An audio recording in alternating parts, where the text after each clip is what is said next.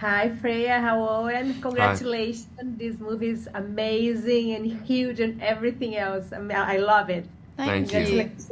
Thank you very much. How did you both prepare yourself for this physical and emotional demands of your roles within the context of an established and franchise like Planet of Apes? Well, I think for me, reading the script, I instantly had so many questions, and I didn't want it to become just about the fact that she's this mysterious, manipulative liar, because I had to build more than just that behind it, and I didn't want it to just be that she is just that. So it was basically a lot of me and Wes just coming up with the backstory, basically, and for me, just finding the emotional triggers of why she does what she does in the film, and also even what she connects to Noah with. And so that for me was the biggest priority, was having my long list of questions answered. Yeah. For me, it was about figuring out who Noah was internally as a character, and sort of pinpointing his journey, and how he, how he reacts to all these new things that he's learning and taking in, and letting that kind of organically inform the physicality and the voice.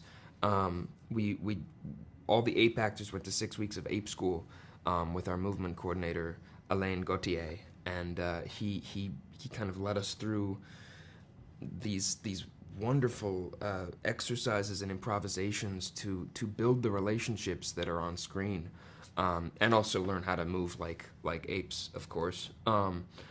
I also spent a week with chimpanzees at a sanctuary in Florida to kind of get in that zone, which really, I don't know if you've spent time with great apes, but it changes your perception of your place in the world quite a bit.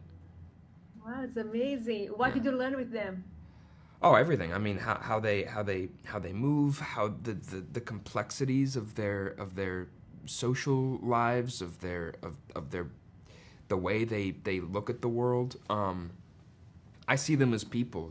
They are so intelligent and so sensitive, and you can have a conversation with an ape without saying a word, because we share body language with them. So it's a remarkable thing to sit across from a chimpanzee and know what that animal is thinking, and know that he knows what you're thinking, and be able to communicate. It's beautiful. I think they talk with their eyes a Yeah, lot. yeah. Uh, and Freya, your character is a human surviving in a ape-dominated world. Can you tell us about her journey and what makes her unique? She sets out on a mission with a group of people, and her camp is all killed, and she manages to escape, and so she is suddenly uh, on her own, and she has to do everything she can to survive. And she initially decides to pretend to be a feral human in order to protect herself. She doesn't know what's going to happen to her. She knows she's a threat, being intelligent, and so she kind of has to figure out whether you have that, whether she can trust Noah.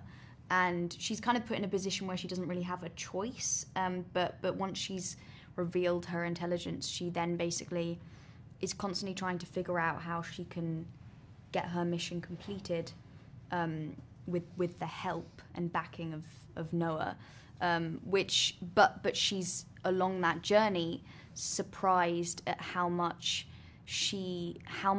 humanity she sees in him, and that is that is probably the hardest part. One of the hardest parts of her journey is that it's made more difficult because of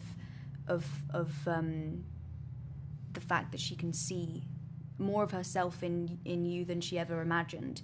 And so the things that she has to do, and the lies and the manipulation is made a lot more painful because of that. But she And I think she goes to places she never expected herself to go, and I think she's shocked and scared at her own capabilities. And I think she loses a part of herself in the journey whilst also kind of gaining something else as well. So, yeah.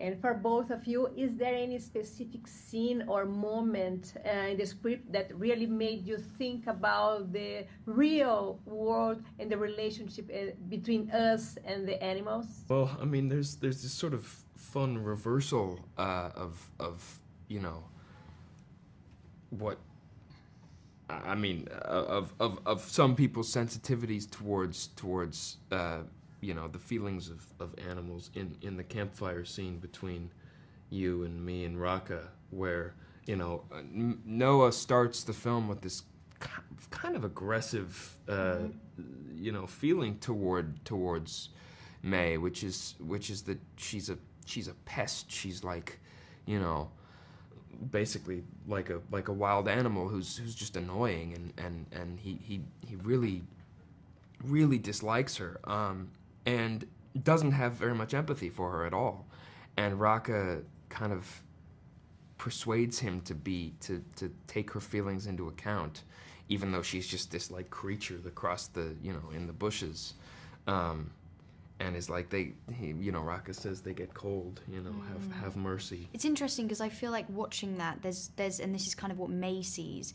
It's like there's a part of Noah that doesn't want everything he's known to be wrong. Right. Because, well, I've lived my whole life with this. Yeah. Like, how could this be? But that's not how it is. Yeah. I'm not going to give my blanket to, you know. Right. And so it's almost like they're similar in that sense of like initially totally. you're kind of like, totally. I don't want everything I've known to be completely wrong. Well, and that's also what my clan believes. That's what my father taught me. You know. And that's what's been taken away. So there's a great importance in holding on to those beliefs. For me, there's safety in that. Yeah. It's beautiful. Thank you again. Congratulations again. I love it. Thank you so much. Thanks. Thank you.